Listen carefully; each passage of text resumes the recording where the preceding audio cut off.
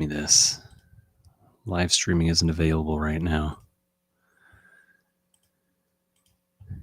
But I don't believe it.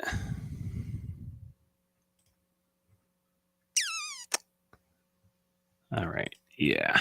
Looks like everything is good. We'll check Twitter. Make sure the Twitter stream is up. All right. I got the email saying that I'm live. So looks like I'm probably live. Do me a favor and throw me a comment. Let me know everything looks good. What's up, Slowboy Whiteboard? That's a killer name. That's awesome. Says it is streaming. That's good to see. We'll give it a little bit here to let some people show up in here before we really get started. Down here in Texas, we've got a nice Texas thunderstorm rolling in. I don't think it'll quite, the thunder shouldn't get picked up by the mic, but if it does, that'll make for a cool ambient atmosphere.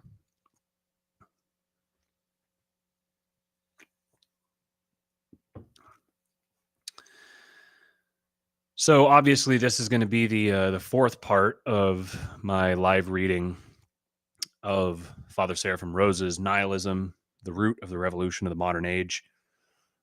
We've done 3 parts, obviously, to this point, which has gotten us about 3/4 of the way through the book. So I think we should be able to finish it here today. I think it'll probably take about an hour and a half or so to read through this. And then the next thing that we'll get started reading on this live reading series is Father Seraphim Rose's Orthodoxy and the Religion of the Future, which is obviously a much longer book, but that's one that I haven't read at all. So it'll be something that I'm encountering for the first time with probably, hopefully, some of you guys. And I've been told that it segues really nicely in with this one, that the two of them fit together really well. And then as soon as we finish that one, which will take much more than 4 episodes, I'm guessing that one's probably going to take something like, I don't know, maybe 12 episodes, 15 episodes, somewhere in there. Because I think it's something like 250 pages. And this one is only 40-ish pages. So maybe the pages are shorter and it goes quicker. But I'm expecting that one will take us a lot longer. And then as soon as we finish that one, then we're going to be doing Genesis, Creation, and Early Man. Again, another one by Father Seraphim Rose. In the meantime, I have just gotten confirmation that I'll be doing an interview conversation on the show here with none other than David Gornosky, the host at A Neighbor's Choice. And what's the other one? Things Hidden is his podcast where he really talks a lot about Rene Girard and sacrifice and mimetic theory. And I listened to a recent episode he did on, I think it was called Jesus and the Cornerstone event.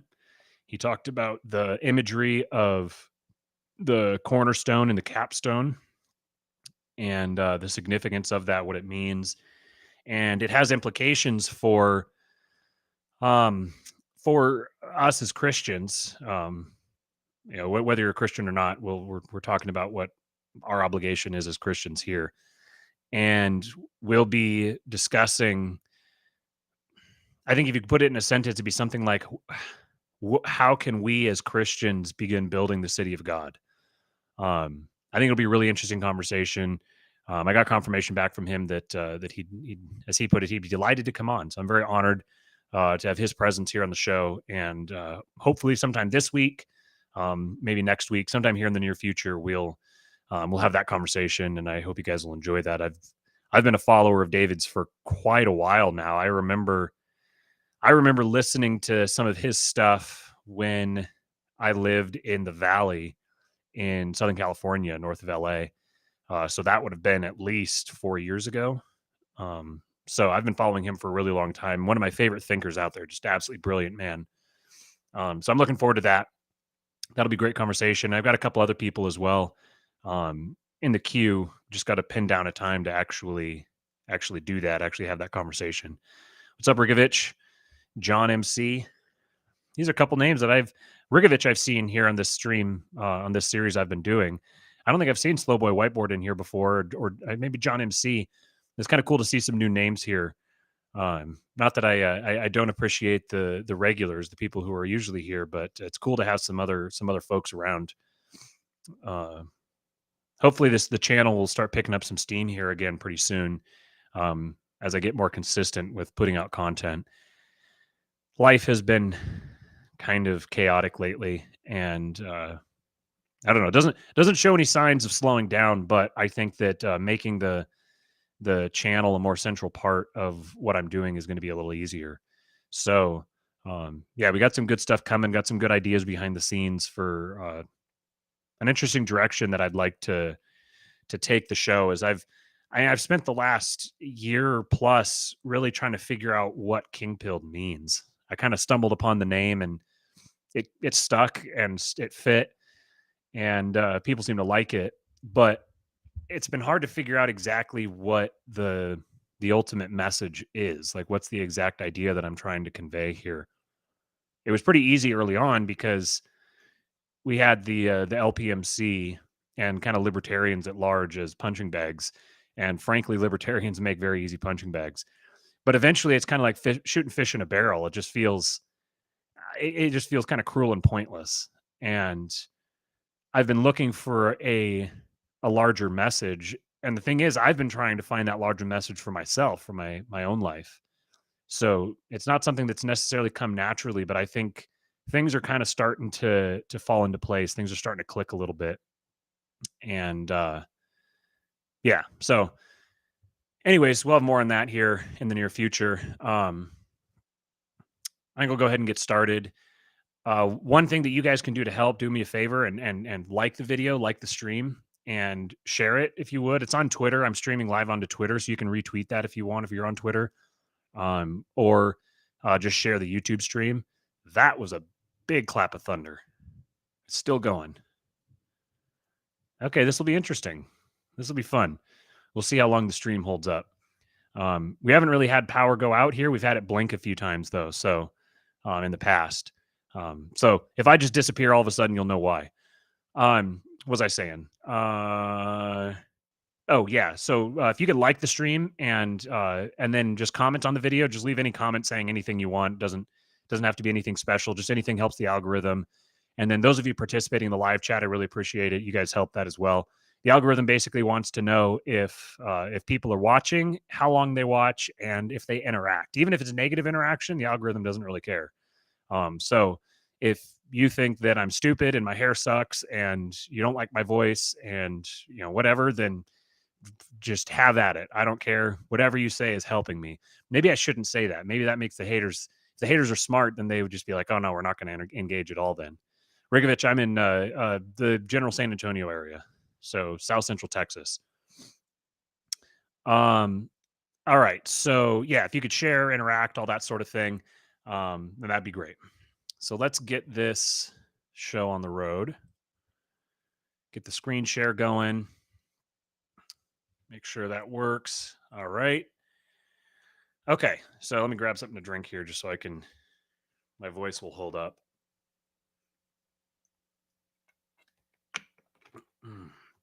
I'm doing my best to be as Texan as I can. I've got some HEB sweet tea. And I'm sure there's somebody out there saying that true Texans don't drink HEB sweet tea or something. It's an inferior form of sweet tea. I don't care. I like it. So,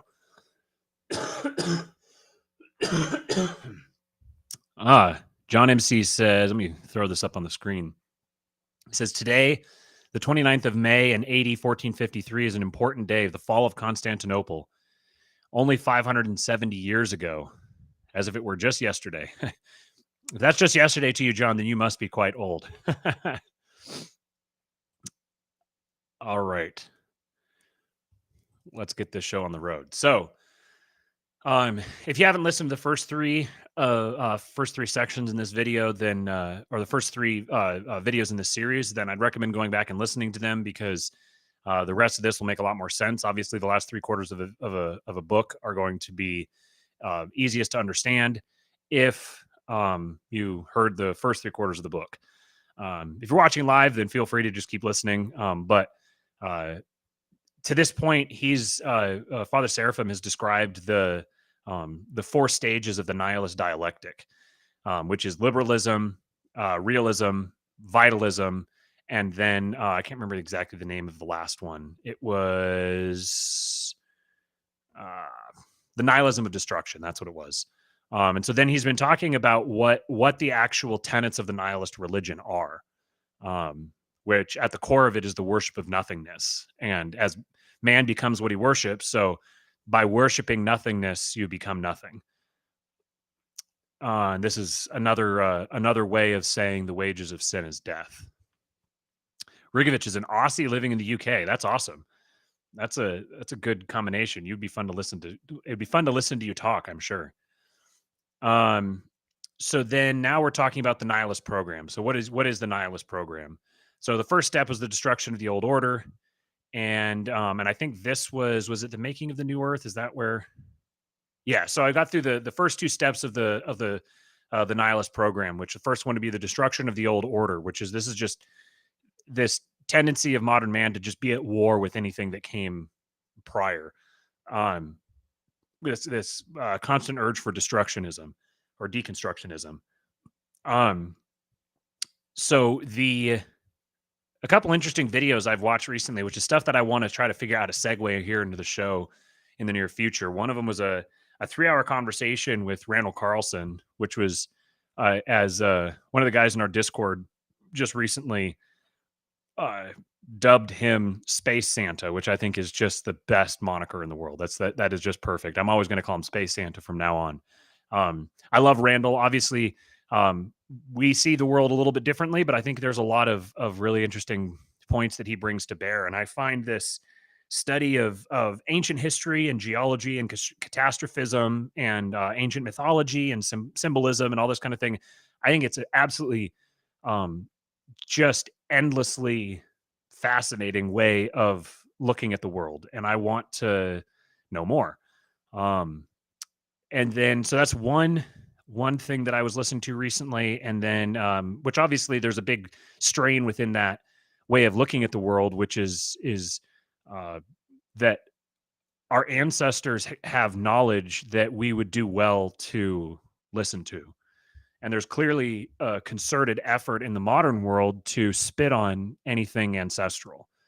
Um, so that's part of this destruction of the old order is if you can convince people to doubt and disrespect their ancestors, their way of life, their traditions, then you will very quickly destroy the moral fiber of the people. This is what degeneration is. It's quite literally degeneration. So you have someone has a child, that's called a generation. That child has a child, there's another generation. Human beings having children is more than just procreation. It's actually even embedded in that term procreation, creation. You're creating something. You're not just mindlessly reproducing. You're creating the world through through the successive generations. You're passing on when you procreate. You don't just reproduce. You also train your children. You teach your children how to act. You enculturate them with your values. You develop them morally. You develop them as human beings. That's part of generation. Degeneration is the opposite of that. It's the act of eliminating the connection between a people and their ancestors, the people who came before them. As Christians, obviously, we have a larger family, even beyond those who were literally physically related to. We have the saints. The saints are our spiritual ancestors, and we're members of the family of God together. So separating Christianity from the tradition of saints is degenerating Christianity. It has a degenerative effect on Christianity because you lose the wisdom of those who came before you. So that's the first step in the destruction of the first step in the nihilist program is the destruction of the old order. And the next step is the making of the new earth. So if you destroy that, you create a vacuum. It's going to have to be filled with something. Nature abhors a vacuum, as they say. So something will step in and fill this destruction of the old order. There's going to be a new order. You could even call it a new world order. So We went through those two sections. Now we're up to the point of the fashioning of the new man. And I think this section is going to be very applicable. This section and going forward is, like the rest of the book has, is going to be very applicable to all of us in this modern age. So we'll get this started.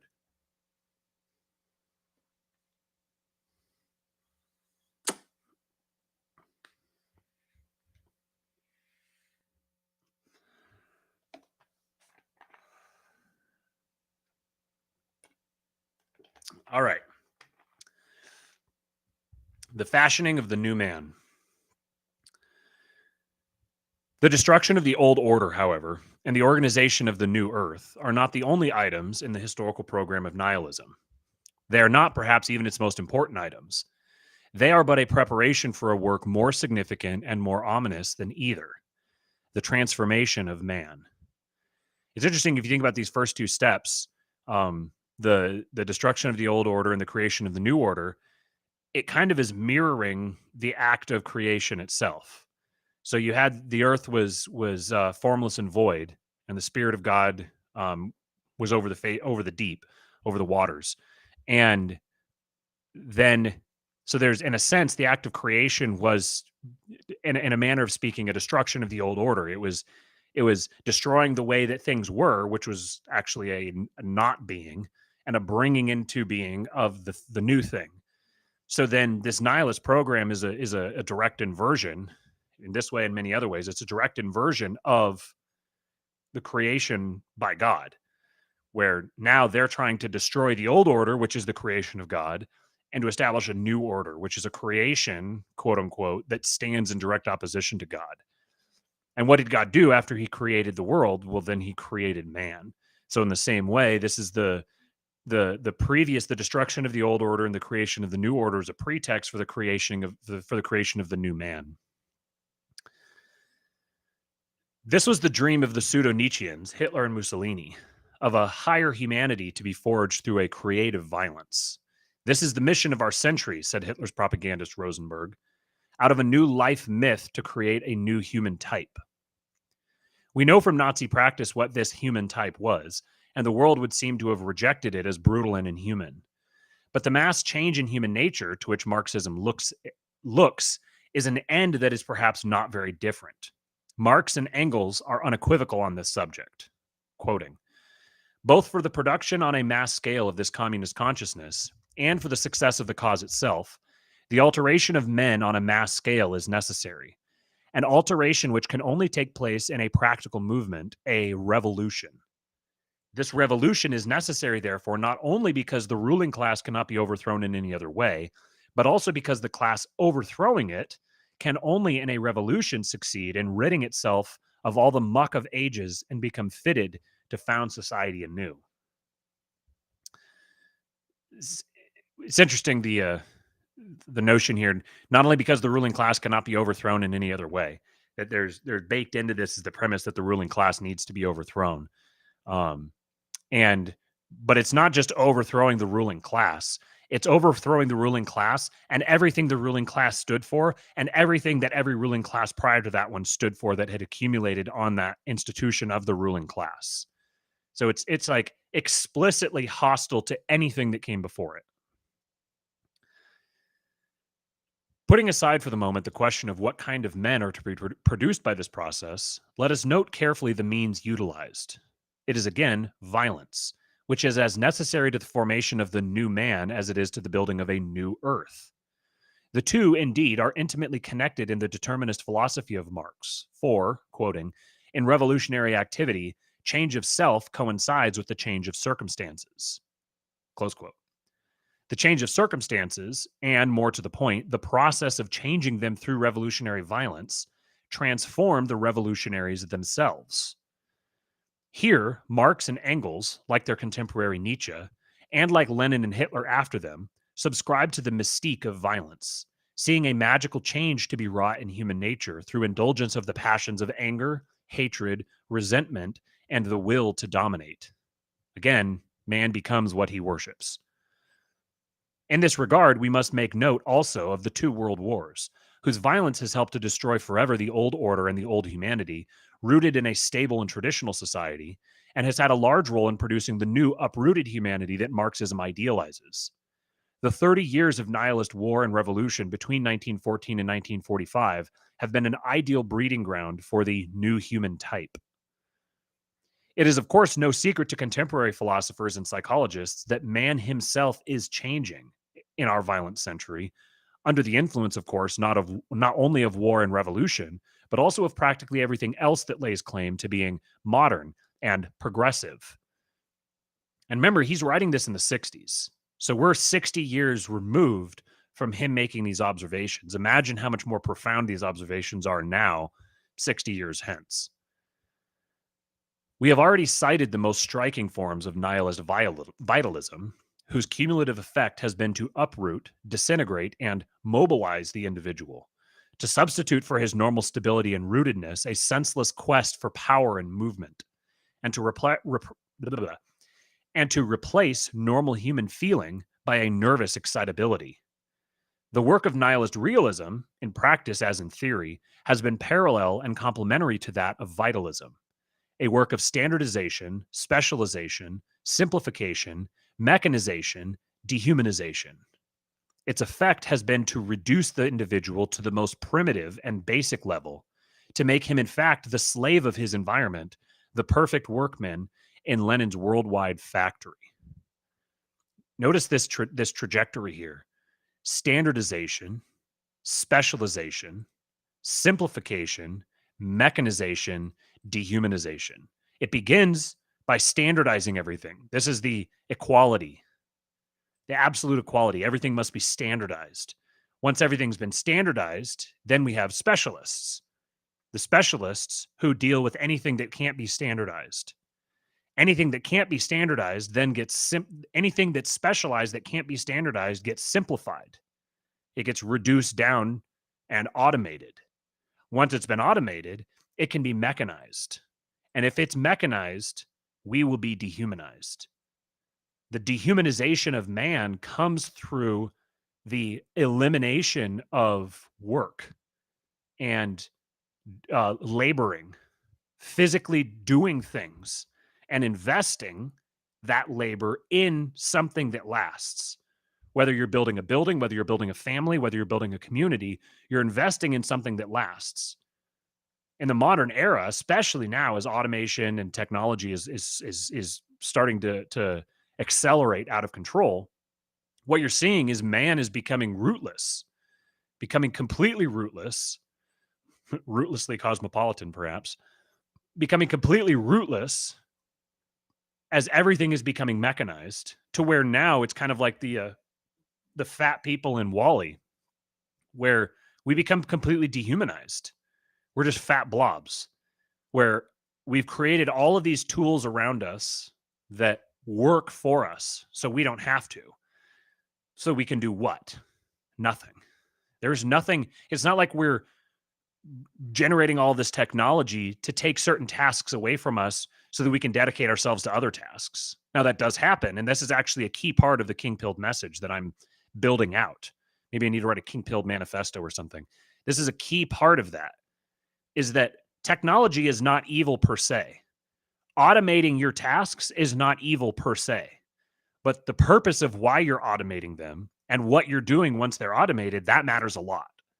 Because if you're just automating all of your tasks so you no longer have to work at all, and you can just sit around and sniff your own farts, you're going to become, that's going to have a dehumanizing effect on you. It's going to degenerate you. Your body is literally going to degenerate. And this is perfect for this communist vision where everyone is equal. Everyone is an equal cog in one gigantic predetermined machine. It'd be an interesting conversation to have about how, I don't want to be too provocative here. I have people I care about who favor one of these points of view, but I'm just going to say it. You can draw a direct line from Calvinism to communism. They share the same fundamental perspective on the world in some very key ways. Might make an interesting conversation down the road, but I'd have to step on a lot of people's toes. I think even just saying that is probably stepping on some people's toes who I do care about. I got to say, I got to call it like I see it. Thank you, John. Appreciate your commentary on my reading voice. I've been practicing. These observations are commonplace today. A multitude of volumes has been written about them. Many thinkers are able to see the clear connection between the nihilist philosophy that reduces reality and human nature to the simplest possible terms, and a nihilist practice that similarly reduces the concrete man. Not a few also realize the seriousness and the radicalness of this reduction, even to the extent of seeing in it, as does Eric Kohler, a qualitative change in human nature.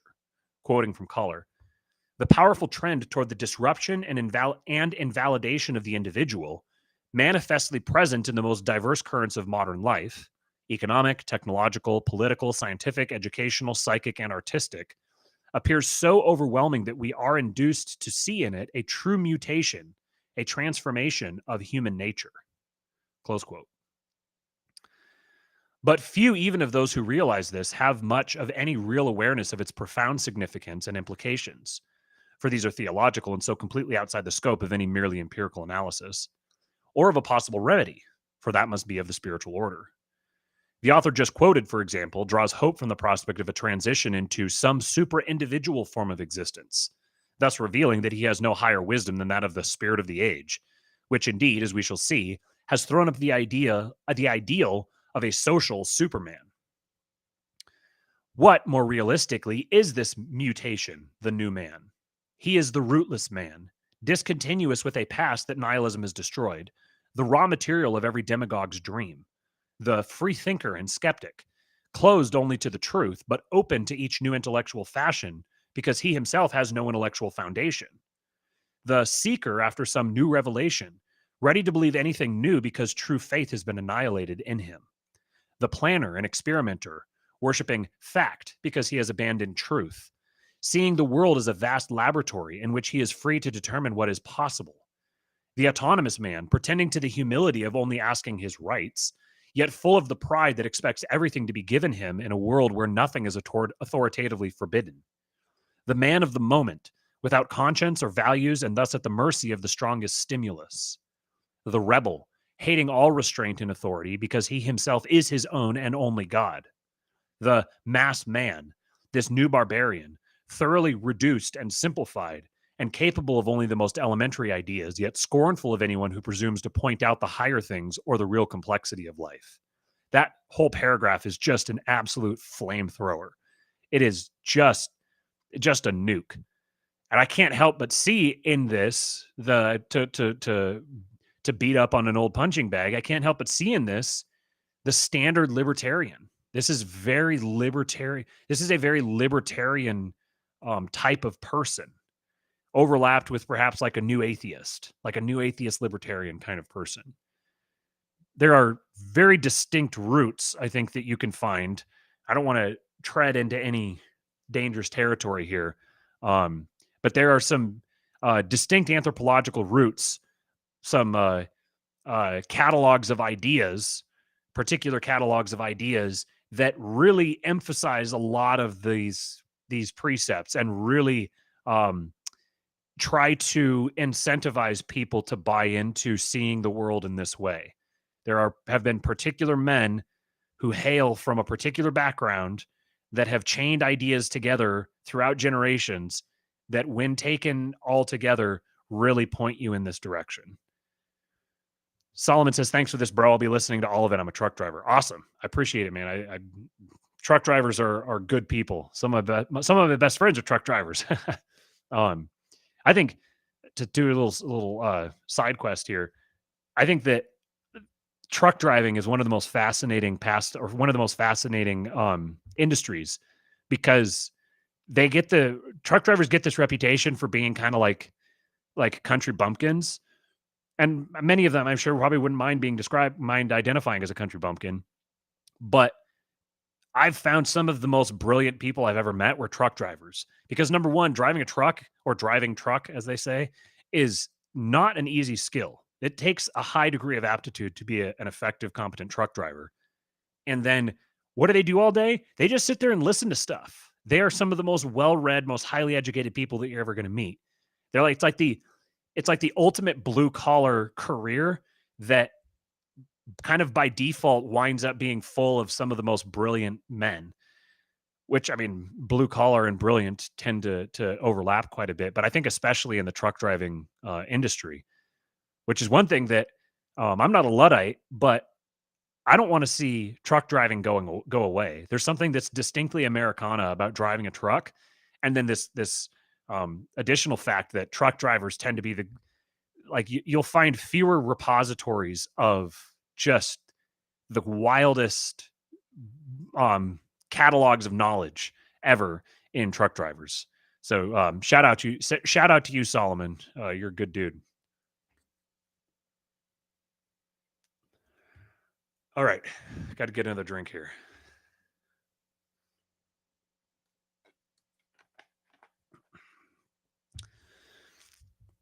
These men are all one man, the man whose fashioning has been the very purpose of nihilism.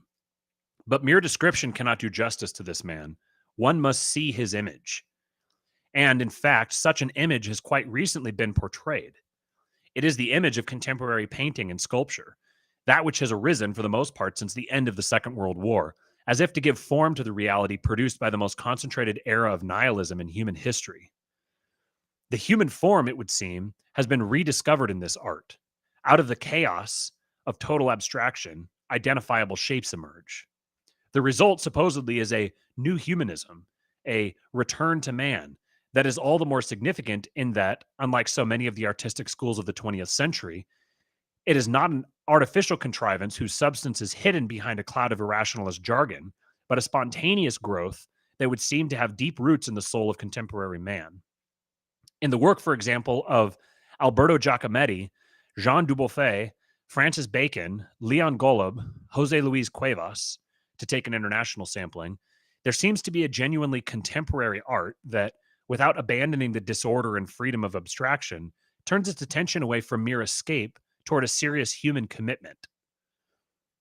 But what kind of man is it to which this art has returned?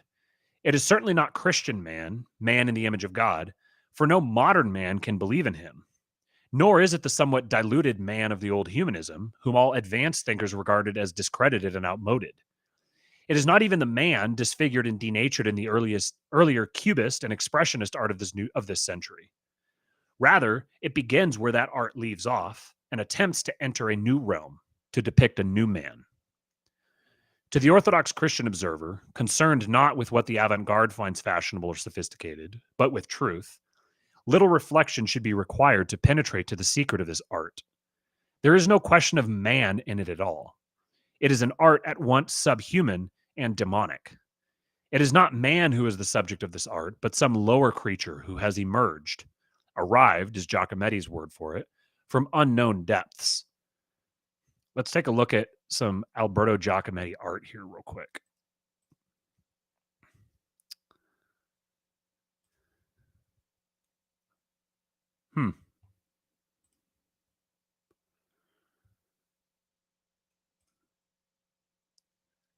Very interesting. I know for anybody that's just listening to this, you're not going to quite. I wouldn't even know how to describe this. It's kind of disturbing. It sort of looks like a really weird drug trip, but it's very clearly there's nothing. I mean, like compare this to any Orthodox icon. This looks like some kind of freaky alien. Who are some of these other names? Jean Dubuffet. Let's check that one out.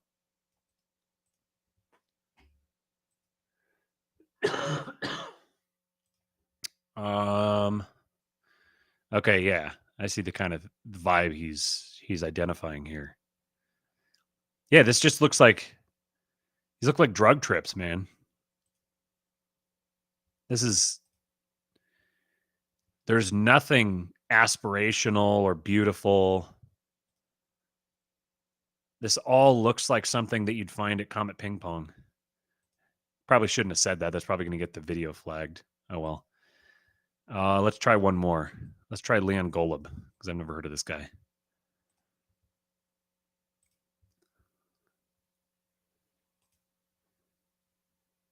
Yeah, there's nothing like the dynamics of power.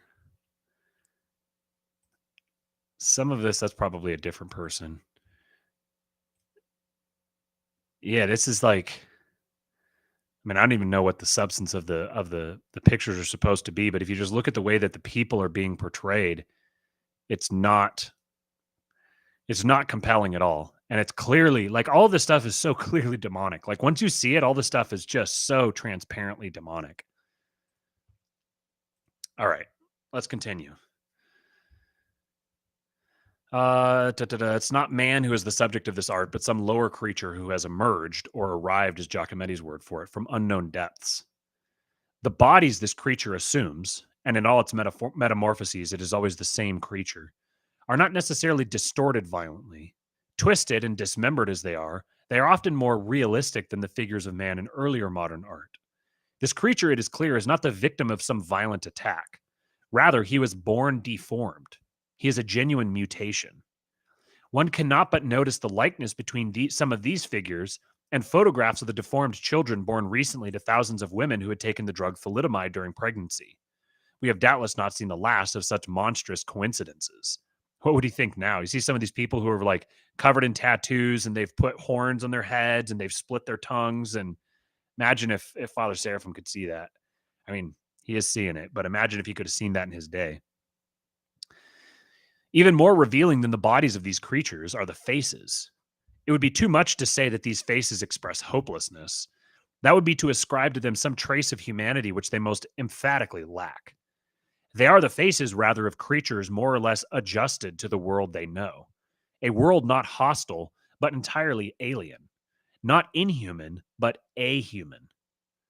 The anguish and rage and despair of earlier expressionists is here frozen, as it were, and cut off from a world to which they had at least the relation of denial, so as to make a world of their own. Man in this art is no longer even a caricature of himself. He is no longer portrayed in the throes of spiritual death, ravaged by the hideous nihilism of our century that attacks not just the body and soul, but the very idea and nature of man. No, all this has passed. The crisis is over. Man is dead. The new art celebrates the birth of a new species, the creature of the lower depths, subhumanity. We have dealt with this art at a length perhaps disproportionate to its intrinsic value, because it offers concrete and unmistakable evidence, for him who has eyes to see, of a reality which, expressed abstractly, seems frankly incredible. It is easy to dismiss as fantasy the new humanity foreseen by a Hitler or a Lenin, and even the plans of those quite respectable nihilists among us today who calmly discuss the scientific breeding of a biological Superman, or project a utopia for new men to be developed by the narrowest modern education and a strict control of the mind, seem remote and only faintly ominous.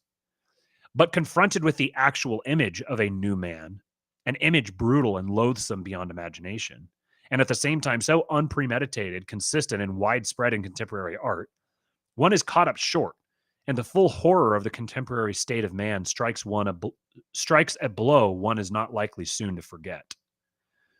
There's a particular um,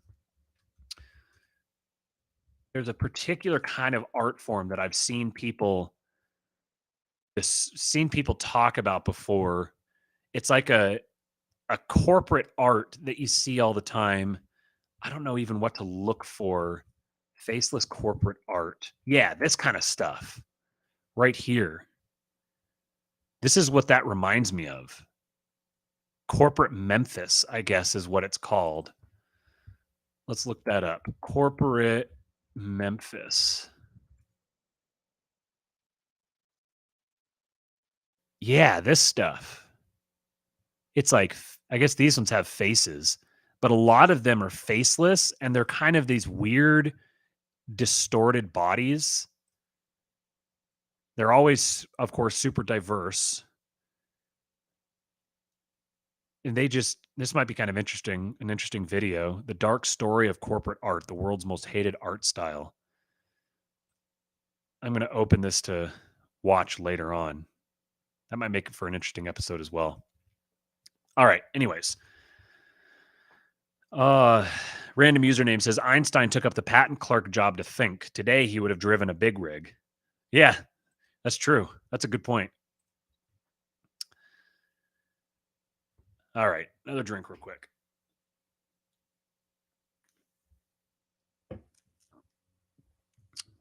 Beyond nihilism. The image of the new man presented in these pages has been exclusively a negative one. Many students of the contemporary state of man, while perhaps admitting the truth of some of our observations, would condemn them as a whole for being one-sided. In all justice, then, we must examine the other side, the positive view. And indeed, it cannot be questioned that beside the current of despair, disillusionment, and ahumanity that we have described as emerging from the era of nihilism, there has been developing a parallel current of optimism and idealism that has produced its own new men. These are the young men, both idealistic and practical, ready and anxious to cope with the difficult problems of the day, to spread the American or the Soviet ideal, or the more universal ideal that stands above both, to backward countries. Enthusiastic scientists pushing back frontiers everywhere in the undeniably exciting research and experimentation being conducted today. Pacifists and nonviolent idealists crusading in the cause of peace, brotherhood, world unity, and the overcoming of age-old hatreds. Young writers angry for the cause of justice and equality, and preaching as best as they can in this sorry world a new message of joy and creativity. Even the artists whose image of man we have mercilessly attacked, for it is surely their intention to condemn the world that produced this man and so point the way beyond him. And the great numbers of more ordinary young people who are enthusiastic to be alive in this exciting time, sincere, well-meaning, looking with confidence and optimism to the future, to a world that may at least know happiness instead of misery. The older generation, itself too scarred from the era of nihilism it has passed through to share fully the enthusiasm of the young, has high hopes for them. Is it not just possible that, if the spirit of the age is favorable, their dreams may after all be realized? Without as yet answering this question, we must ask another, more fundamental question. Of what nature are the faith and hope that inspire these dreams? The answer is evident. They are entirely a worldly faith and hope. Artistic and scientific novelties, prosperity and comfort, new worlds for exploration, peace, brotherhood, and joy, as the popular mind understands them. These are the goods of a world that will pass away. And if they are pursued with the single-minded devotion which the optimistic new man of today devotes to them, they are spiritually harmful. Man's true and eternal home is not in this world. The true peace and love and joy of Christ, which the believer knows even in this life, are of an entirely different dimension from the worldly parodies of them which fill the new man with vain hopes. The existence of this new man, whose faith and hope are directed solely to this world, is but another proof of the success of the nihilist program. The new man, in his positive form, is taken from the same photograph of which the subhumanity we have described is the negative. In the negative, he is seen as defeated and denatured by an inhuman world. The pessimism and despair of this image, and this is their only positive significance, are a last feeble protest against the work of nihilism, at the same time that they are a testimony to its success. In the positive, the new man has set about to change the world, and at the same time to change his own attitude to one of acceptance of the modern world, which, though imperfect, is the only one he knows. In this image, there is no more conflict, for man is well on the way to being thoroughly refashioned and reoriented, and thus perfectly adjusted to the new world. The two images are one in issuing from the death of man as he has hitherto been known, man living on earth as a pilgrim, looking to heaven as his true home, and in pointing to the birth of a new man solely of the earth, knowing neither hope nor despair, save over the things of this world. Between them, the positive and negative images of the new man sum up the state of contemporary man, the man in whom worldliness has triumphed over faith. At the same time, they are a sign of transition, a presage of a major change in the spirit of the age. In the negative image, the apostasy from Christian truth, which primarily characterizes the modern age, seems to have reached its limit. God being dead, the man created in his image has lost his nature and fallen into subhumanity. In the positive image, on the other hand, a new movement seems to have begun. Man has discovered his new nature, that of a creature of the earth. The age of denial and nihilism, having gone as far as it could, is over. The new man no longer has enough interest in Christian truth to deny it. His whole attention is directed to this world. The new age, which many call a post-Christian age, is at the same time the age beyond nihilism, a phrase that expresses at once a fact and a hope. The fact this phrase expresses is that nihilism, being negative in essence, even if positive in aspiration, owing its whole energy to its passion to destroy Christian truth, comes to the end of its program in the production of a mechanized new earth and a dehumanized new man. Christian influence over man and over society have been effectively obliterated. Having been effectively obliterated, nihilism must retire and give way to another, more constructive movement capable of acting from autonomous and positive motives. This movement, which we shall describe in the next chapter under the name of anarchism, takes up the revolution at the point where nihilism leaves off and attempts to bring the movement which nihilism began to its logical conclusion. The hope contained in the phrase beyond nihilism is the naive one, that it has a spiritual as well as an historical reference, that the new age is to see the overcoming of nihilism and not merely its obsolescence. The God of nihilism, nothingness, is an emptiness, a vacuum waiting to be filled. Those who have lived in this vacuum and acknowledge nothingness as their God cannot but seek a new God and hope that he will lead them out of the age and the power of nihilism. It is such people who, anxious to draw some positive significance from their situation and unwilling to believe that the nihilism through which our age has passed can be entirely unfruitful, have constructed an apology in which nihilism, however evil or unfortunate it may be in itself, is seen as the necessary means to an end beyond itself, as destruction preceding reconstruction, as darkness preceding the dawn. If the present darkness, uncertainty, and suffering are unpleasant, so this apology continues, they are at the same time beneficial and purifying. Stripped bare of illusions, in the midst of a dark night of doubt and despair, one can only suffer these trials in patience and remain open and receptive to what the omnipotential future may bring.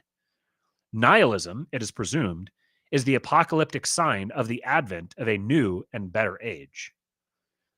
This apology is near universal and is capable of being adapted to innumerable contemporary viewpoints. Goebbels' view of the ultimately positive meaning of National Socialism, which we cited in the preceding section, is perhaps the most extreme of such adaptations. Other more spiritual versions of it have been common since the Great Crisis in... Oh, sorry, guys. I was hoping to avoid that.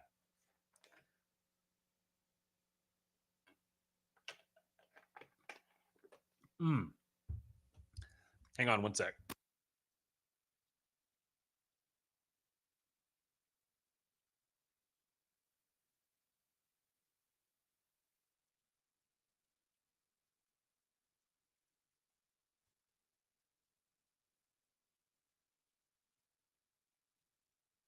Okay.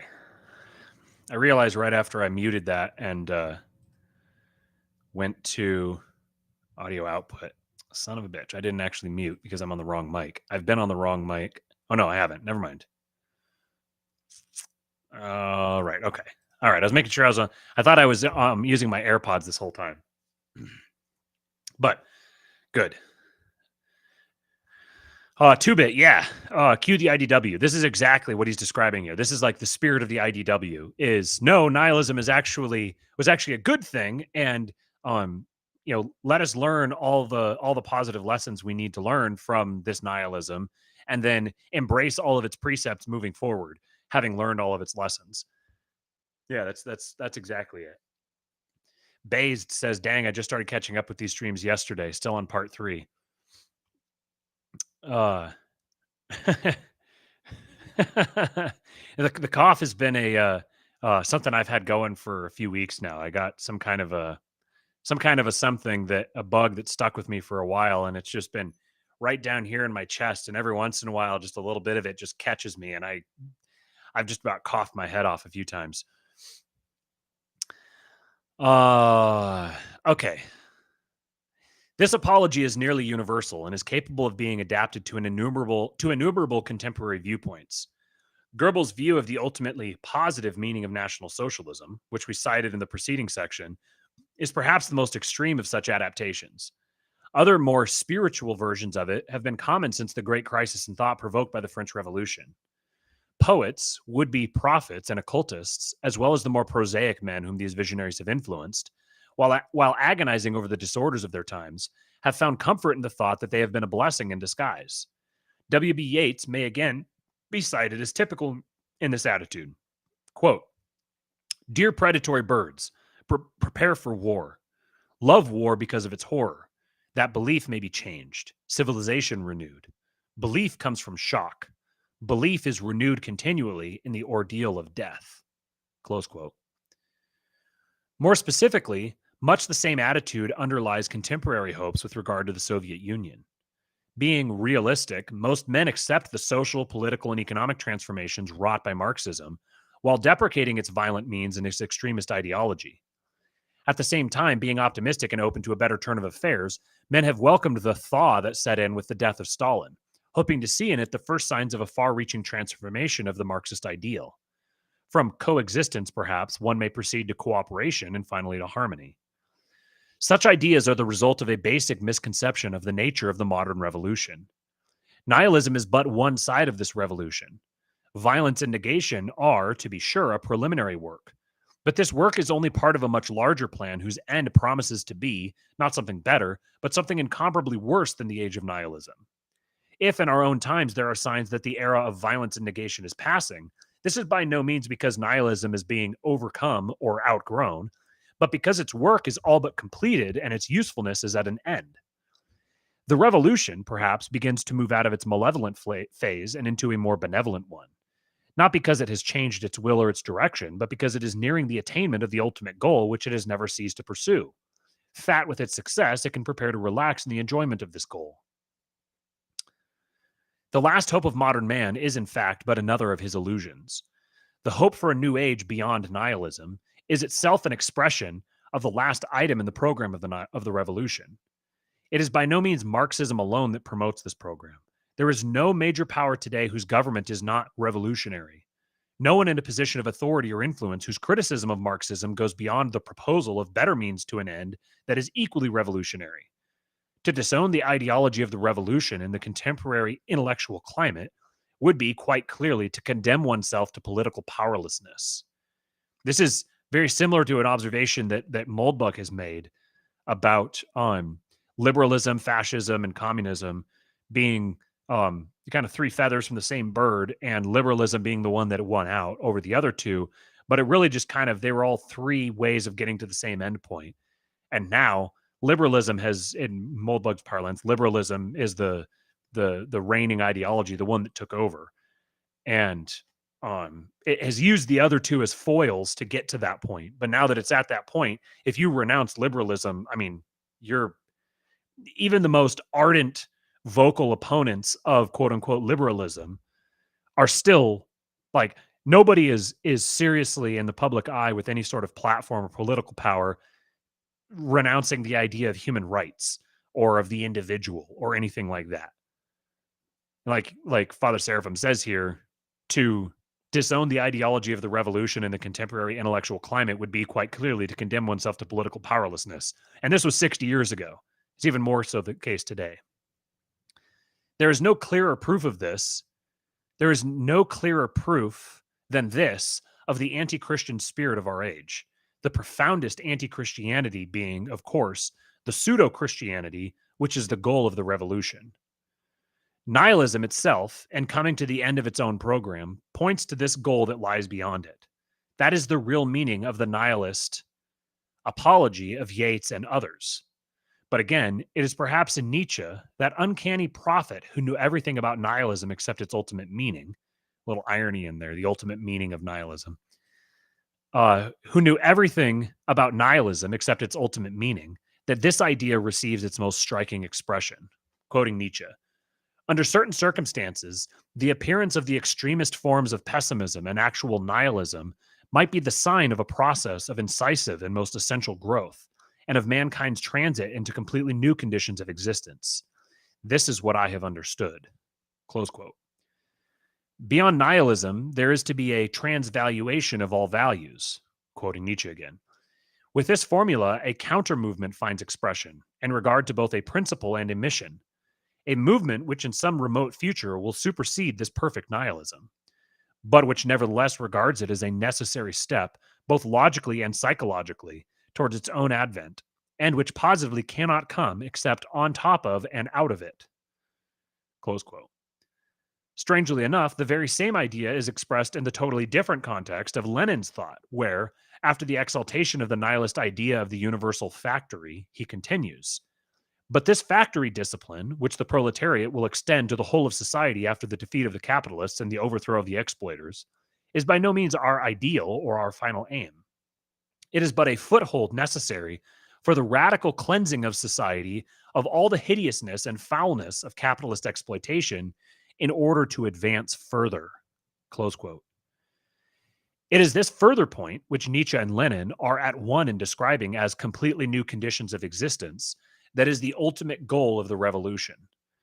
This goal, since it is in a certain sense beyond nihilism, and also because it is a large topic in itself, requires a separate chapter. To conclude this chapter and our discussion of nihilism proper, it will be sufficient merely to suggest its nature, and thus establish the general framework of our exposition in the next chapter.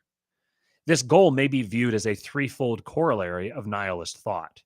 And reminder, when it says next chapter, that's outside this book. This pamphlet here really was one chapter of the whole book that Father Seraphim was writing. The next book was obviously dedicated to anarchism, and I would love to know if that book is actually out there, because I'd love to read that. I think it said this was the only one that was actually typed out, and the rest of it were all handwritten notes of his, so maybe he never fully completed it. I don't really know the story behind this. So if somebody does, please reach out. I'd love to know. But yeah, so when he's talking about the next chapter or previous chapters, he's not actually referring to this book itself. He's referring to the other stuff. First, the corollary. So this is the threefold corollary of nihilist thought. First, the corollary of the nihilist annihilation of the old order is the conception of a new age, new in an absolute and not a relative sense. The age about to begin is not to be merely the latest or even the greatest of a series of ages, but the inauguration of a whole new time. It is set up against all that has hitherto been. It may be, said Nietzsche in a letter of 1884, that I am the first to light upon an idea which will divide the history of mankind in two. As the consequence of this idea, all who are born after us belong to a higher history than any history hitherto. Nietzsche is, of course, blinded by his pride. I was just going to say, Nietzsche was never in short supply of sniffing his own farts. Nietzsche is, of course, blinded by his pride.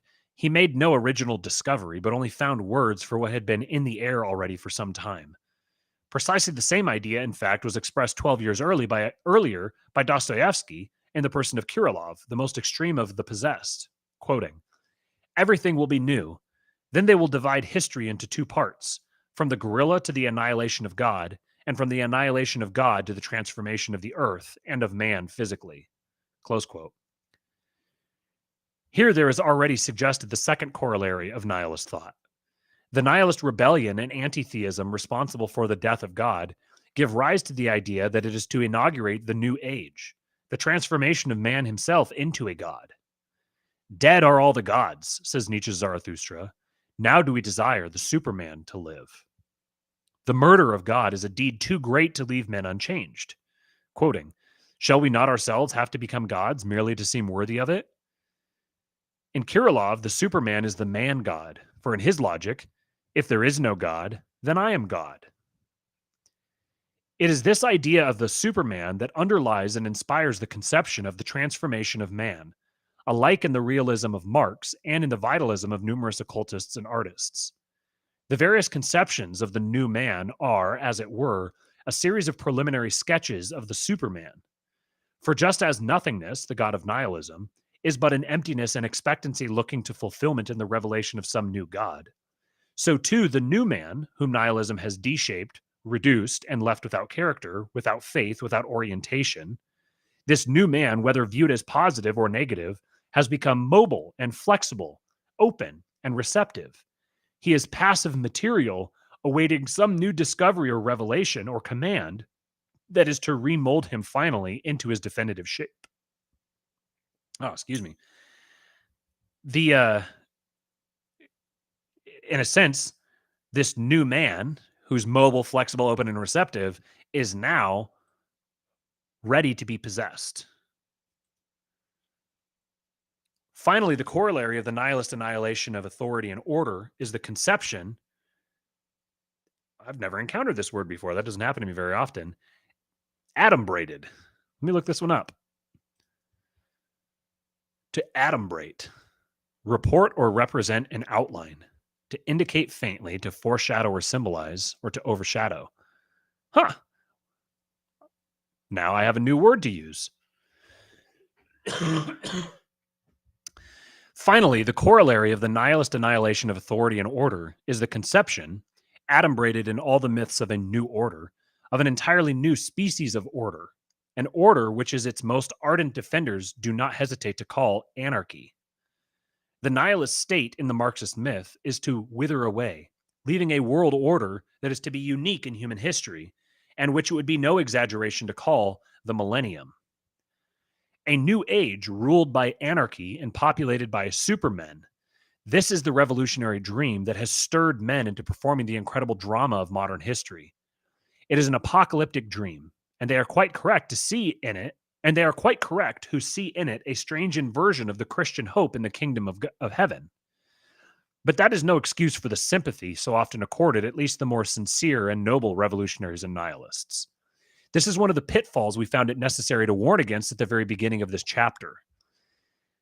In a world thinly balanced on the edge of chaos, where all truth and nobility seem to have vanished, the temptation is great among the well-meaning but naive to seek out certain of the undoubtedly striking figures who have populated the modern intellectual landscape, and, in ignorance of genuine standards of truth and spirituality, to magnify them into spiritual giants who have spoken a word which, though unorthodox, is at least challenging.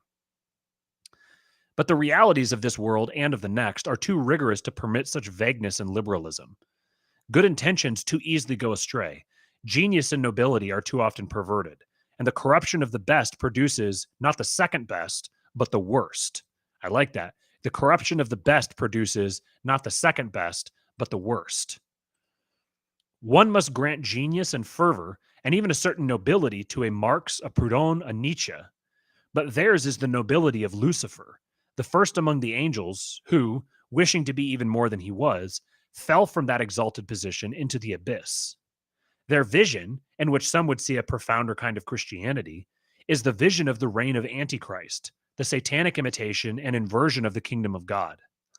All nihilists, but preeminently those of the greatest genius and the broadest vision, are the prophets of Satan.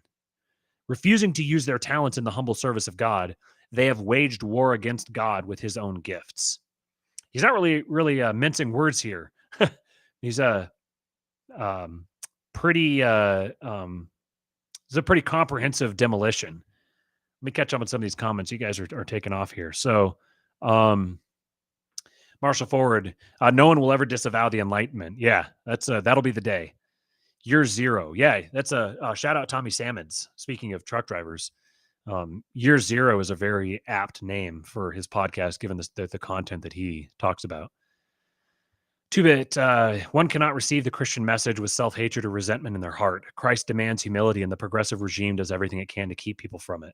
Bingo. Marshall, do you think that if Father Seraphim Rose is around today in this current age, he'd be canceled? 100%. He would be,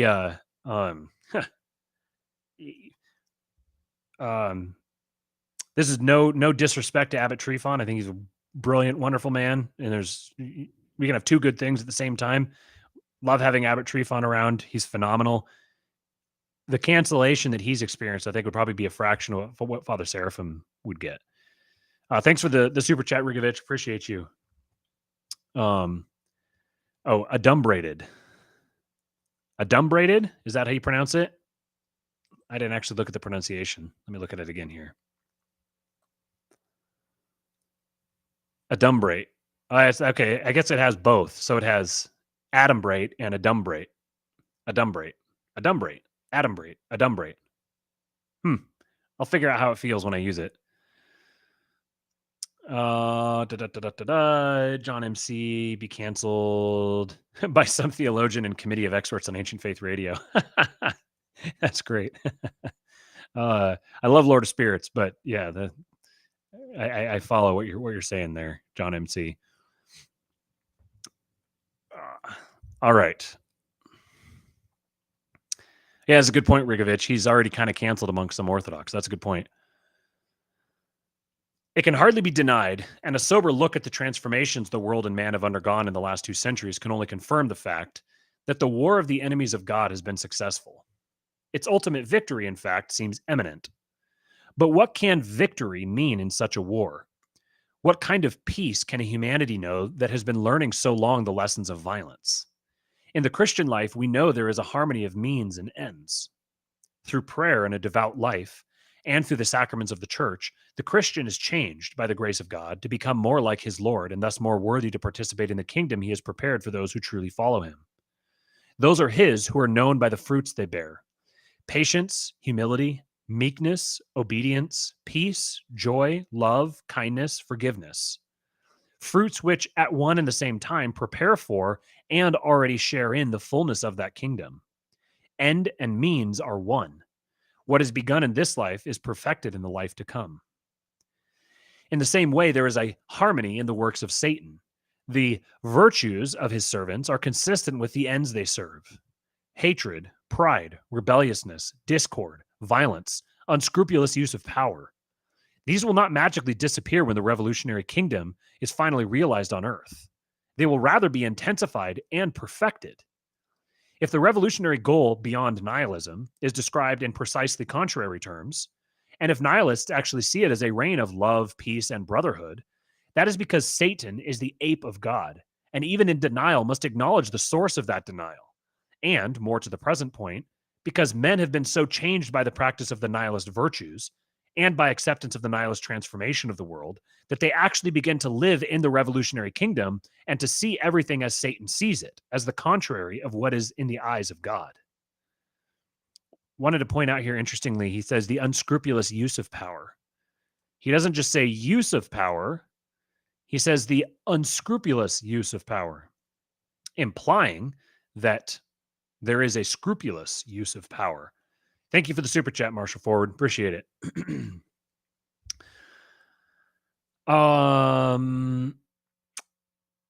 This parallel here that he draws is really fascinating to me, that by participating in the fruits of the Spirit of God, you begin the end of the means are the same thing. You begin experiencing heaven here on earth by participating in the fruits of the Spirit. In the same way, you begin to experience hell here on earth by participating in the fruits of Satan. And Satan's entire worldview that he's seeking to implant in us is a direct inversion and repudiation of the proper divine perspective. It's a he can't even, like he said here, even in denial, he must acknowledge the source of that denial. This is makes me think of the I can't remember if it's a verse or I think it's a verse. I believe it's a verse in the Bible, not just in the writings of the fathers, but I think there's a verse in the Bible that talks about that essentially the demons do the bidding of God. That nothing that they actually do is something that they've done outside the allowance of God. In a sense, it's like the angels are his right hand and the demons are his left hand. Not that he's actually wielding the demons deliberately in a sadistic or malevolent way, but that when we experience the effects of the demons, it's because he permits us to. Whether because we ask for it, not knowing what we're asking for, or because, like with Job, we're being tested. And we know that no matter what tests he gives us, he's going to give us the means to pass the test. But it's up to us whether we choose to take that on, whether we choose to accept those means to pass it, or if we try to pass the test on our own, in which case we'll fail. What lies What lies beyond nihilism and has been the profoundest dream of its greatest prophets is by no means the overcoming of nihilism, but its culmination. The New Age, being largely the work of nihilism, will be in substance nothing different from the nihilist era we know. To believe otherwise, to look for salvation to some new development, whether brought about, let me start this over again. To believe otherwise, to look for salvation to some new development, whether brought about by the inevitable forces of progress or evolution or some romantic dialectic, or supplied gratuitously from the treasury of the mysterious future before which modern men stand in superstitious awe, to believe this is to be the victim of a monstrous delusion. Nihilism is, most profoundly, a spiritual disorder, and it can be overcome only by spiritual means. And there has been no attempt whatever in the contemporary world to apply such means. The nihilist disease is apparently to be left to develop to its very end. The goal of the revolution, originally the hallucination of a few fevered minds, has now become the goal of humanity itself. Men have become weary. The kingdom of God is too distant. The Orthodox Christian way is too narrow and arduous. The revolution has captured the spirit of the age, and to go against this powerful current is more than modern men can do, for it requires precisely the two things most thoroughly annihilated by nihilism: truth and faith. To end our discussion of nihilism on such a note as this is surely to lay ourselves open to the charge that we possess a nihilism of our own. Our analysis, it may be argued, is pessimistic in the extreme. Categorically rejecting almost everything held valuable and true by modern man, we seem to be as thorough in denial as the most extreme of nihilists. And indeed, the Christian is, in a certain sense, in an ultimate sense, a nihilist. For to him, in the end, the world is nothing, and God is all. This is, of course, the precise opposite of the nihilism we've examined here, where God is nothing and the world is all. That is a nihilism that proceeds from the abyss, and the Christian's is a nihilism that proceeds from abundance. The true nihilist places his faith in things that pass away and end in nothing. All optimism on this foundation is clearly futile. The Christian, renouncing such vanity, places his faith in the one thing that will not pass away, the kingdom of God. John saying that it's frozen here. Everything's still good on my end. I haven't had any flashes. Let me know, anybody else, if you can hear, or if you still see the video going. The stream is telling me that it's still good. It says the connection is excellent. Stream health is excellent. So everything's all good on my end. So hopefully John's able to see what's going on. Okay, restored now. Good. All right. I'm going to read this paragraph again, at least for John's sake. And indeed, the Christian is, in a certain sense, in an ultimate sense, a nihilist. For to him, in the end, the world is nothing, and God is all. This is, of course, the precise opposite of the nihilism we have examined here, where God is nothing, and the world is all. That is a nihilism that proceeds from the abyss, and the Christian's is a nihilism that proceeds from abundance. The true nihilist places his faith in things that pass away and end in nothing. All optimism on this foundation is clearly futile. The Christian, renouncing such vanity, places his faith in the one thing that will not pass away, the kingdom of God. To him who lives in Christ, of course, many of the goods of this world may be given back, and he may enjoy them even while realizing their evanescence. But they are not needful. They are not truly nothing to him. He who does not live in Christ, on the other hand, I misread that. I read that the opposite of how it's supposed to be. Starting over again. To him who lives in Christ, of course, many of the goods of this world may be given back, and he may enjoy them even while realizing their evanescence. But they are not needful. They are truly nothing to him. He who does not live in Christ, on the other hand, already lives in the abyss, and not all the treasures of this world can ever fill his emptiness. But it is a mere literary device to call the nothingness and poverty of the Christian nihilism. They are rather fullness, abundance, joy beyond imagining. And it is only one full of such abundance who can squarely face the abyss to which nihilism has conducted men. The most extreme denier, the most disillusioned of men, can only exist if he exempt at least one illusion from his destructive analysis. This fact is indeed the psychological root of that new age, in which the most thorough nihilist must place all his hope. He who cannot believe in Christ must and will believe in Antichrist. But if nihilism has its historical end in the reign of Antichrist, it has its ultimate and spiritual end beyond even that final satanic manifestation. And in this end, which is hell, nihilism meets its final defeat. The nihilist is defeated not merely because his dream of paradise ends in eternal misery. For the thorough nihilist, unlike his opposite, the anarchist, is too disillusioned really to believe in that paradise and too full of rage and rebellion to do anything but destroy it in its turn if it ever came into existence. The nihilist is defeated, rather, because in hell, his deepest wish, the nihilization of God, of creation, and of himself, is proved futile. Dostoevsky well described, in the words of the dying Father Zosima, this ultimate refutation of nihilism. Quoting, "There are some who remain proud and fierce even in hell, in spite of their certain knowledge and contemplation of the absolute truth. There are some fearful ones who have given themselves over to Satan and his proud spirit entirely. For such, hell is voluntary and ever-consuming. They are tortured by their own choice. For they have cursed themselves, cursing God and life. They cannot behold the living God without hatred, and they cry out that the God of life should be annihilated, that God should destroy himself and his own creation. And they will burn in the fire of their own wrath forever, and yearn for death and annihilation, but they will not attain to death." Close quote. It is the great and invincible truth of Christianity that there is no annihilation. All nihilism is in vain. God may be fought. That is one of the meanings of the modern age. But he may not be conquered, and he may not be escaped. His kingdom shall endure eternally, and all who reject the call to his kingdom must burn in the flames of hell forever. It has, of course, been a primary intention of nihilism to abolish hell and the fear of hell from men's minds, and no one can doubt their success. Hell has become for most people today a folly and a superstition, if not a sadistic fantasy. Even those who still believe in the liberal heaven have no room in their universe for any kind of hell. Yet, strangely, modern men have an understanding of hell that they do not of heaven, that they do not have of heaven. The word and the concept have a prominent place in contemporary art and thought.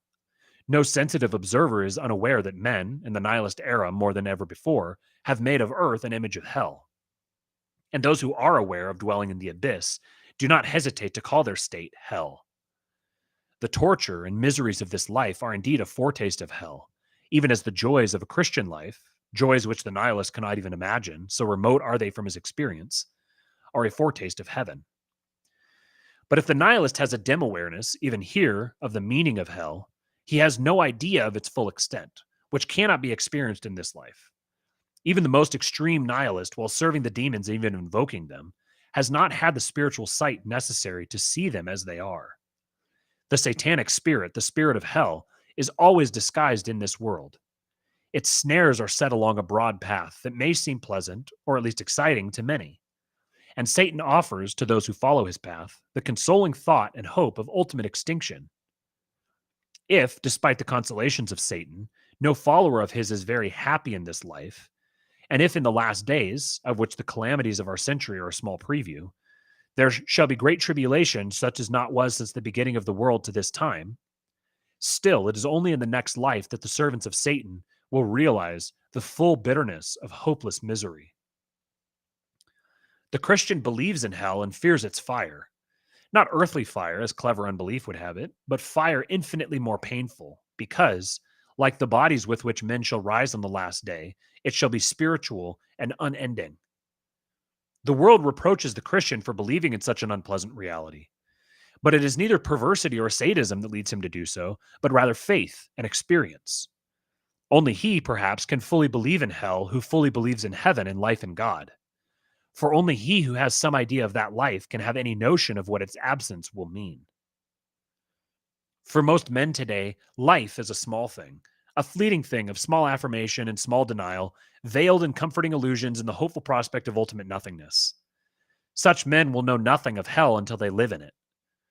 But God loves even such men too much to allow them simply to forget him and pass away into nothingness, out of his presence, which alone is life to men. He offers, even to those in hell, his love, which is torment to those who have not prepared themselves in this life to receive it. Many, we know, are tested and purified in those flames, and made fit by them to dwell in the kingdom of heaven. But others, with the demons for whom hell was made, must dwell there eternally. There is no need, even today when men seem to have become too weak to face the truth, to soften the realities of the next life. To those, be they nihilists or more moderate humanists, who presume to fathom the will of the living God and to judge him for his cruelty, one may answer with an unequivocal assertion of something in which most of them profess to believe: the dignity of man. God has called us, not to the modern heaven of repose and sleep, but to the full and deifying glory of the sons of God.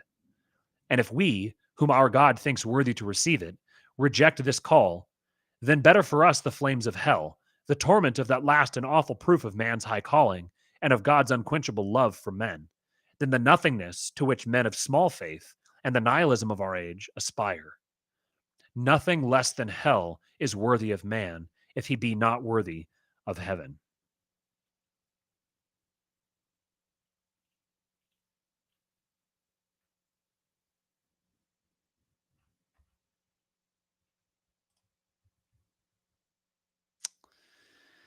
And that is Nihilism, the Root of the Revolution of the Modern Age by Father Seraphim Rose.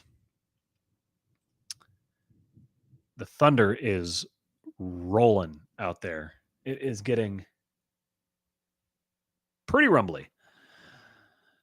All attempts to escape the cross will bring you to the cross. 2-bit. Very nice. I don't know if you were here 2-bit at the very beginning of the show, but I got confirmation from Gornosky that he's going to come on King Pilled, and we're going to have a conversation about building the city of God. John MC says, a perennialist or traditionalist said the 19th century closed off heaven, the 20th century opened up hell. That's a really interesting observation, because it's definitely true. And I think Father Seraphim would have agreed with it, and obviously understanding the observation that's being made. But it's also interesting because he studied under René Guénon, and a lot of his critiques of vitalism are directed toward something like, on one hand, the kind of perennialism, the Nietzschean, Ubermenschian kind of, that's the vitalism is he's talking about in part that worldview, and then also the parallel, quote unquote, left hand side of the postmodern age, because they're kind of two sides of the same coin, so to speak.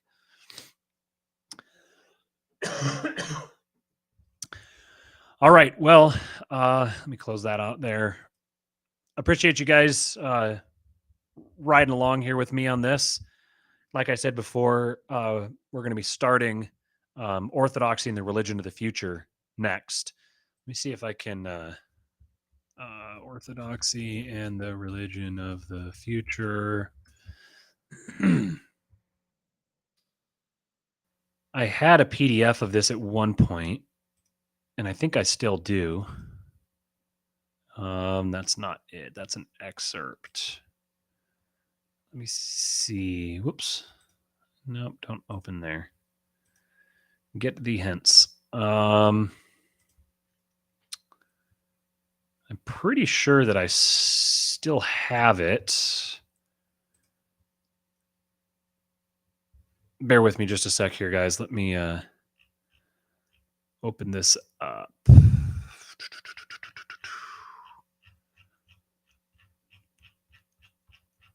Okay, I think that might work for it. I'd like to have a digital copy to be able to read it in the same format. But if I don't, it's not the end of the world. I'm fine doing a physical copy of it. I wanted to see if I could pull it up here right now, and I would just start it just to give you guys a little taste.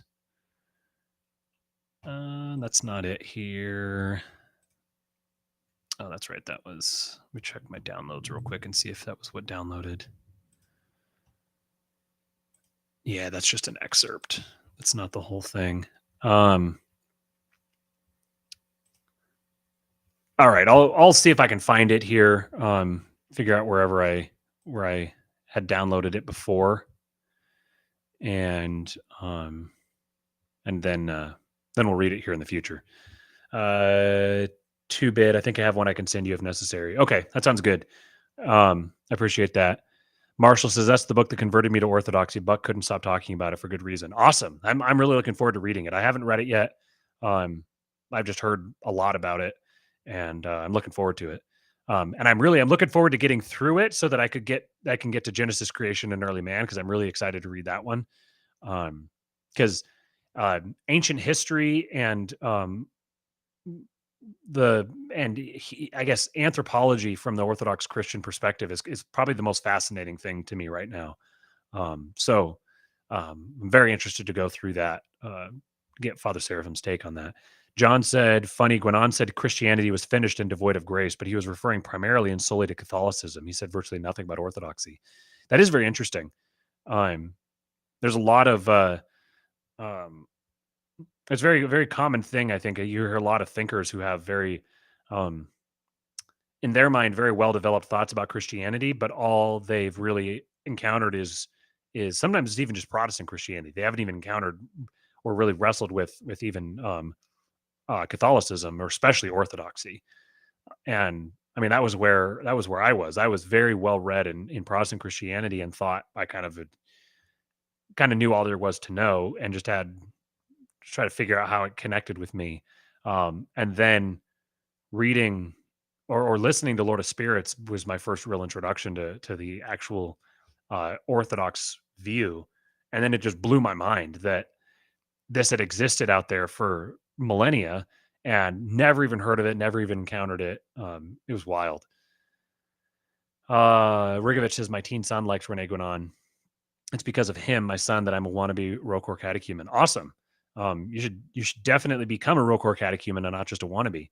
Um, That's interesting. So your son are you saying your son is Orthodox and also likes Guinan?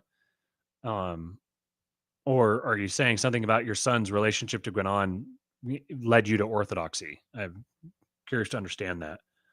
Um, Two-Bit says Evela would have been complete if he'd encountered Orthodoxy. That would have been something. Seeing Evela um, take on the Orthodox phronema would have been a pretty remarkable thing. Speaking of Gornowski, he had a interesting conversation recently. He clickbaited me a little bit with the title and said his title was something about like Nikola Tesla should be a saint, and I thought that the conversation was going to be about Tesla, and it was only sort of adjacently kind of referred to him at one point. But uh, it was very interesting for me to learn that Tesla was I believe his father or his grandfather or both of them were Orthodox priests.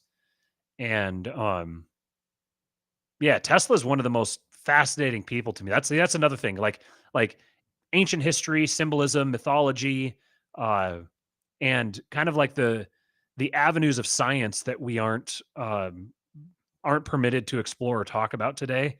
All of those things that's like really fertile ground to me. Stuff that I want to get into. I want to talk to people. The Randall Carlson, Atlantis, Graham Hancock, um, all of uh, that whole milieu of people are fascinating to me. There's a uh, there's a guy you guys may have encountered if you're watching Orthodox stuff on YouTube named Seraphim Hamilton, and he had um, he's doing a series right now with a guy named Ken Griffith talking about like reimagining ancient chronology. And he's Ken Griffith is the most like impressive display of autism I've ever seen, and I say this as like a distinct compliment. Ken Griffith is the way he can just talk about all these different ancient empires and the different characters in them and the dates associated with them and stuff is just wild. But he basically started this project with the assumption that the Bible records um, true history, and the standard dating models don't correspond with the Bible well. And he was like, well, let's figure out how we can figure out where they went wrong and make it right. And so um, they found a really fascinating set of synchronicities that the long and short of it essentially is that the standard of our modern dating models relies heavily on an Egyptian priest named Manetho, and he had um if you read his historical accounts of the different Egyptian empires as a a sequential succession of empires, then you get the very long tens of thousands, hundreds of thousands of years dating system that we have today. But what they began to realize is that these different empires did not exist, or these dynasties didn't exist sequentially in succession. Many of them existed contemporaneously to one another. So it would be kind of like if you took each of the states of the US and called it a dynasty, called it an Egyptian dynasty. And so, like right now, there would be 50 dynasties, and then like each of the governors of each state would be like a the king of that dynasty. Um, so if you took the history of each American state and you put them all end to end, then you would say, oh well, America has been around for, I don't know, however many thousands of years. But if you understand that these were all that many of these were coterminous with each other or existed at the same time as each other, then it drastically shortens up that time frame. And what they've found is that operating under that operating principle, essentially, that he's describing these different dynasties, but they're all, many of them are contemporary with each other at different times. All of a sudden, all these different dates have started clicking into place. And so they've found a really uh, they're making a really compelling case for an actual young Earth model. That, and they even touch on the Younger Dryas impact hypothesis at one point, which is the Randall Carlson, Graham Hancock, their big claim to fame, talking about the comet hitting the Earth. And he said his take on it was that event is actually recorded in the Bible as the day the sun stood still with Joshua, and that the effects of that kind of a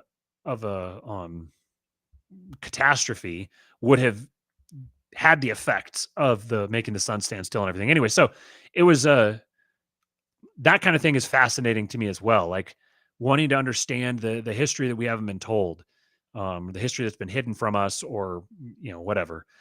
And then Cooper just got me started on a series that Jonathan Pajot has been doing with Richard Rowland, the guy from the Amun Sul podcast, the Tolkien podcast that he does with Father Damick.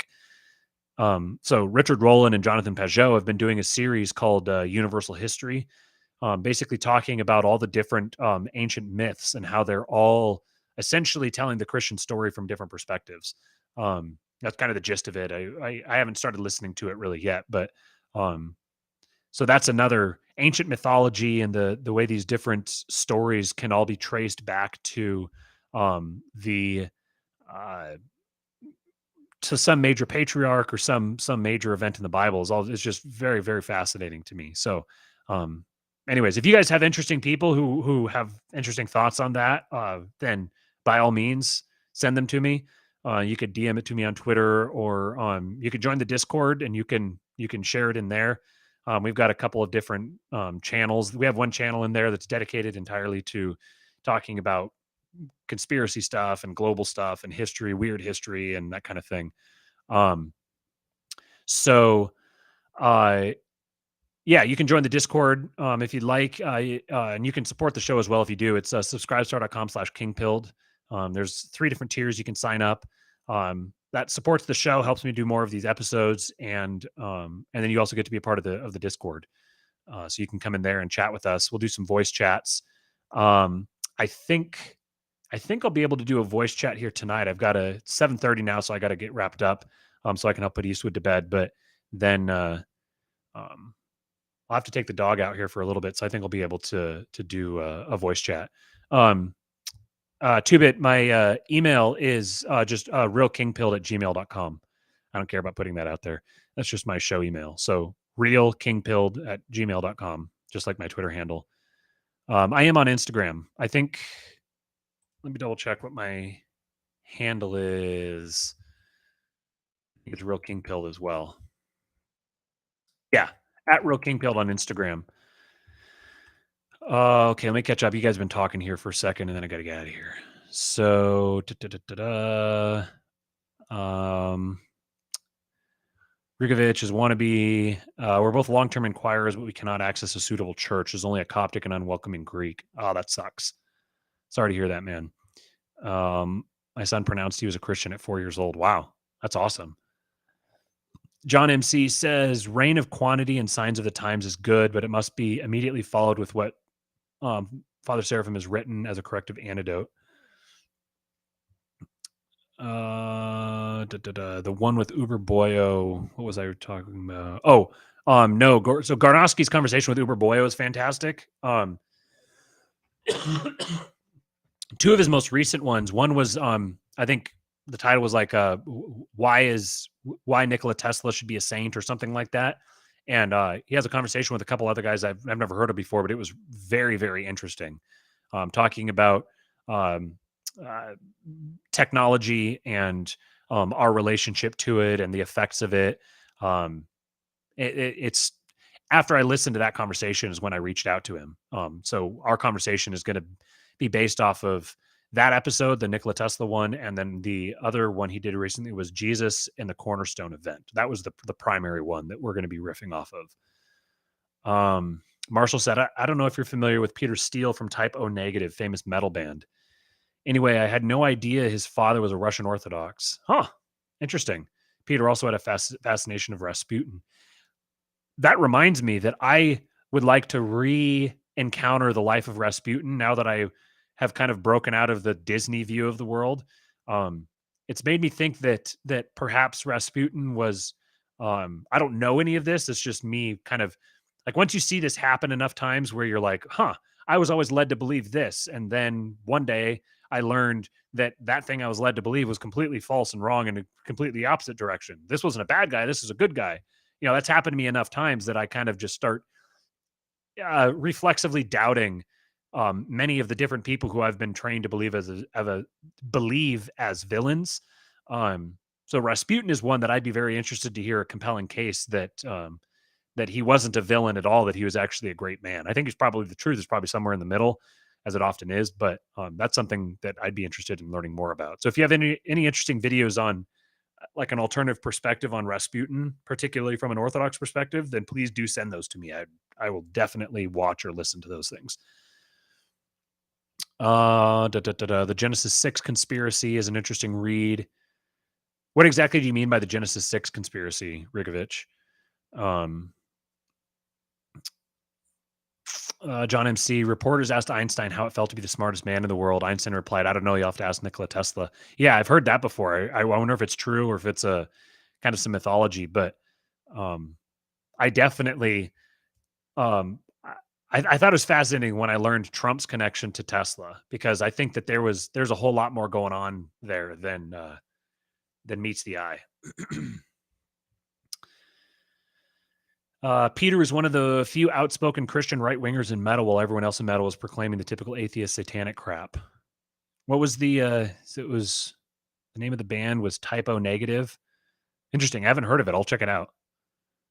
I like some metal. Don't take Hancock too seriously. I love the man. I obviously have he's a very sincere, sweet man, and I think he's just a wonderful person.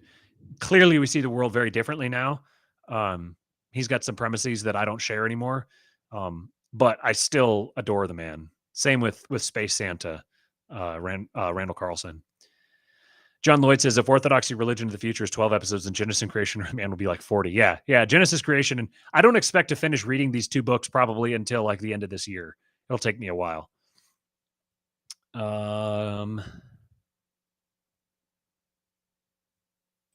There's a very thick layer of myth plastered over Rasputin by the Bolsheviks, of course. Right, of course. Clontarf, you said, what is that connection? What was that referring to? I don't remember what I was saying.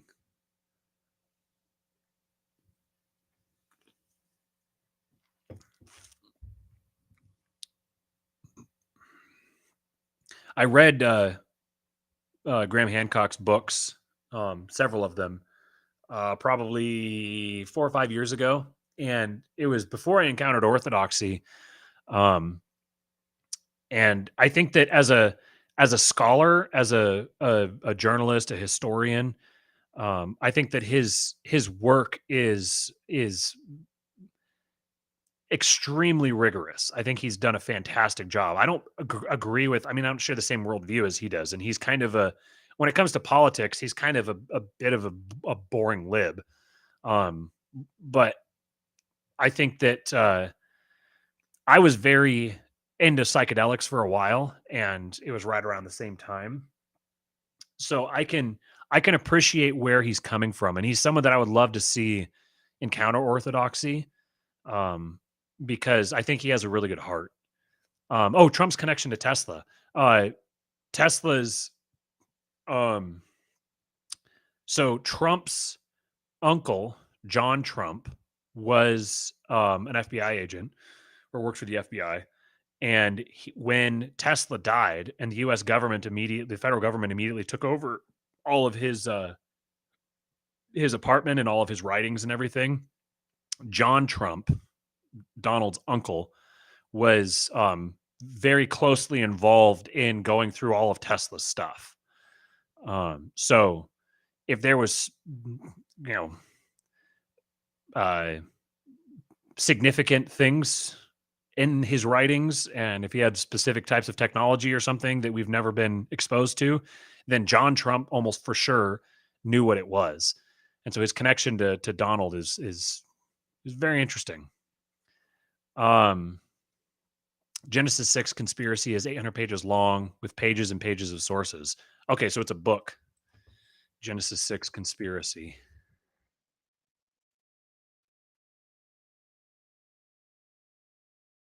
Book by Gary Wayne. How secret societies and descendants of giants plan to enslave humankind. Interesting. Um, yeah, I'll definitely read this. Obviously, with I'll keep my salt shaker around as I read it, but this looks very interesting. I've got a bunch of Amazon Prime uh, credits stored up, so if there's an audiobook, that would be fantastic. All right. Yeah, he kept some papers of Tesla's. They say time travel papers. Yeah, so like obviously the memers have kind of gone wild with the whole idea, and all the different conspiracy theorists really kind of go ham with it. But I think there's a lot of really interesting stuff that Tesla was getting into, and stuff that Randall Carlson has touched on as well, dealing with like energy fields within the planet, and um what are those called, ley lines, that kind of thing. It's all very interesting. Um, to me, it's just um, I'm willing to read anything and just kind of with a grain of salt, see what's there. Um, it has wonky theology. I mean, yeah, assuming you're meaning the Genesis 6 conspiracy book, I would expect it would have wonky theology. Um, but yeah, I'll be interested to see the connections. All right, guys, I got to get out of here. Thank you for chatting. Thank you for the donations you guys have made here. Um, I see it said someone just became a member. John MC, awesome. Appreciate you, man. Thank you for becoming a member. You guys can become a channel member, and then you get a cool little star next to your name, and you've got a special emoji you can use, and then you can see posts that I make. I need to start making some posts there. Um, but as we move forward throughout the rest of this year, I think there's going to be a um, kind of tenuously. It seems like there's going to be some changes kind of going forward in my life, and so I think I'll be able to um, really start dedicating a lot more time to this. And I've got a lot of plans and stuff for what I want to do with the show. So um, uh, I'll definitely be contributing more to the members um, uh, the members section here on YouTube, and kind of fleshing that out a little bit. And then again, you can join the Discord. We got a good group of guys over there. Hopefully, I'll be able to do a voice chat tonight. And then I'm also looking into making some merch, some King Pilled merch. It'd be kind of fun. So if you guys happen to know any good merch makers, then I'd love to work with someone that is of like mind, or friendly. But I'll just pick whomever if I don't get a special connection. So um, I just got the email, too bit. Appreciate it. So I got the PDF here now. So, anyways, I'll see you guys around. Hopefully, I might do another show tomorrow, or um, at least the next day, and we'll get started on orthodoxy and the religion of the future. Thanks, guys. We'll see you later.